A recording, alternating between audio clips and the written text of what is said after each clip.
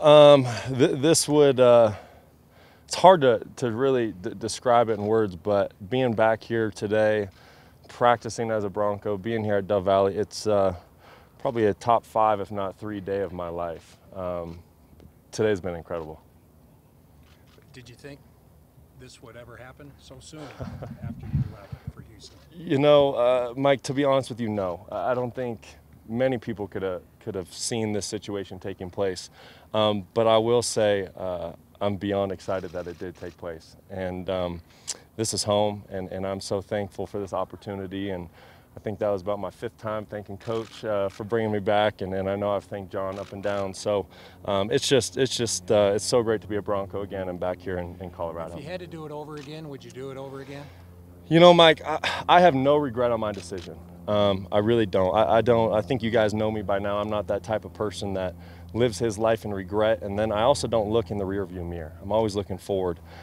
So, you know, there's no regret on the decision made. However, I would say that I'm ecstatic to be back here. You know, it's kind of like that old deal when, you know, you're a little kid and your mom, you know, she tells you don't touch the hot stove. So what do you have to do as a curious kid? You got to go touch the hot stove, and you learn real quick, you know, how nice that stove is when it's not hot. So, needless to say, I'm very thankful to be back here. My wife and I, we miss Colorado every single day. This is a special place, special organization, special city. I missed you, and it's just so great to be back. What kind of reception did you get from teammates in the locker room that you'd worked with that couple of years ago? It was a great reception. I couldn't have asked for anything better. You know, the guys just said, "It's great to have you back. It's good to see you again," and there was a lot of smiles. So it was very welcoming, and like I said, it's beyond great to be back. How are you different, or how have you grown in the last 18 months from the first time you were on the Broncos? Yeah, wow, a lot of things have happened. You know, obviously there's a lot of negative things that came from last season, a lot of ups and downs, but with that, a lot of learning experiences. So because of that, I'm a better player. You know, there was a throw that happened in practice today, you know, that I wouldn't have made a year ago. But because I missed that throw in a game actually against San Diego last year, and now I understand that defense, I've made that throw in stride today. So there was also a lot of growth with the negative. You know, I've grown as an athlete. I've grown as an individual. You know, my wife and I, we have a baby girl now. You know, I'm a father. So, you know, I'm just trying to constantly evolve, constantly trying to learn and develop as a person and an athlete. What have John and Coach told you your role is expected to be, at least right now? Yeah, you know, my role is to be the backup quarterback of this team. And that's where it should be. You know, Trevor's earned the right to be the starter. This is Trevor's football team. You know, he played great football last year. He had a great camp. He's a great teammate. I completely understand that, and I'm prepared and ready to support Trevor with whatever he needs. You know, that was the first thing I said to him. You know, when we talked yesterday, I said, "Trev, this is your team, man. And I'm here to do whatever you need me to do to help you prepare and win football games." Like I said, I would come back here to be the water boy. You know, it's funny, I went in to go get cleats today, and they asked what cleats I want. I said, "I don't care, just give me something. I'll go out there and bare feet today." So, yeah, no, this is Trevor's team, and I'm the backup. Were there any hard feelings on your end with how things ended? Any hard feelings? Yeah. No, and I think if you look back at all my interviews from the time that I signed with Houston and then, you know, traded up to Cleveland, you know, I spoke volumes of this organization. I spoke volumes of this city.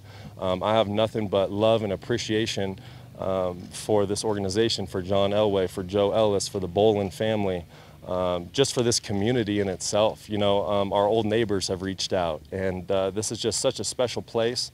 And there's nothing but love, and that's how it's always been, especially from my end. You know, I want people to know that decision didn't come lightly. You know, I didn't sleep for about a week. I was sick to my stomach every single day.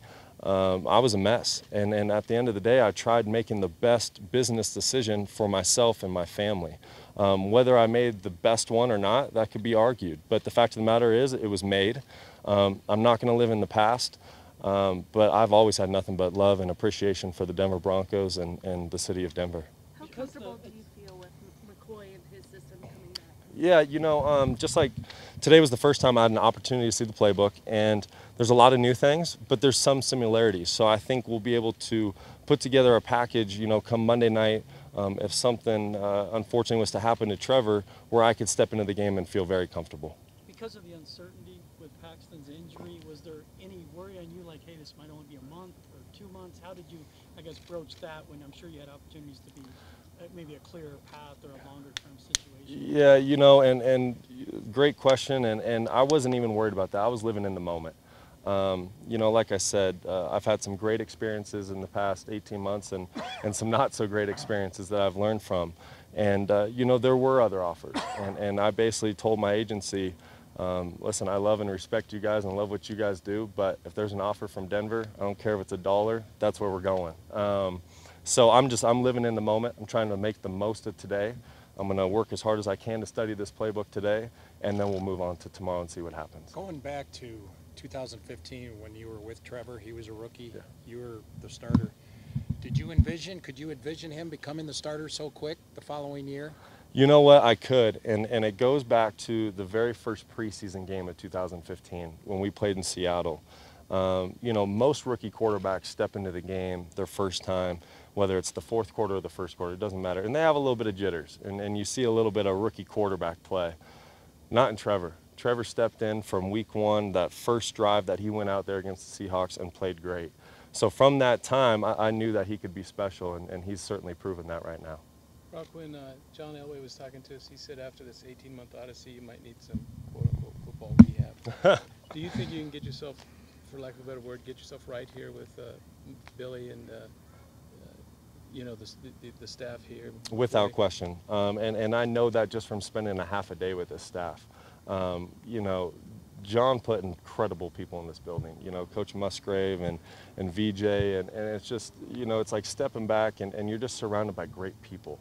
And when you're surrounded by great people, good things are going to happen, and a good culture is going to be built, and you're going to get, great effort out of your players, and you're going to have great working relationships with players and coaches. So, listen, John Elway knows what he's doing, and I trust everything that he's doing, the coaches he puts in here, the decisions he makes, and so I'm just going to trust that process and listen to my coaches and just work one day at a time. Brock, what would you say to the fans who may hold hard feelings that you ultimately went in a different direction except for coming back to the Broncos? Of course. That's a tough question. It's difficult because unless you've ever been in that situation, it's very difficult to, I think, understand it. However, I understand the anger, frustration, whatever you want to call it. I just, like I said earlier, I've never had anything but love and appreciation for this city and this organization. So I just hope in time, those fans who feel that way, let me earn back their trust and get a great relationship again. Do last one here for Brandon. Brock, I know you're worried about being in the moment right now, but do you see yourself as a starter again? I do see myself as a starter in the National Football League. I feel like I proved that back in 2015. However, in saying that, this is Trevor Siemian's team, and right now my job is to be the backup of this football team and do it to the best of my ability. Get the scout team running, get our defense ready to go, and I'm going to embrace that role with everything I have because, like I said, I'm so happy to be back here, and there's no greater place in the NFL. Thank you, Brock. Thank you, guys. Thanks, Brock.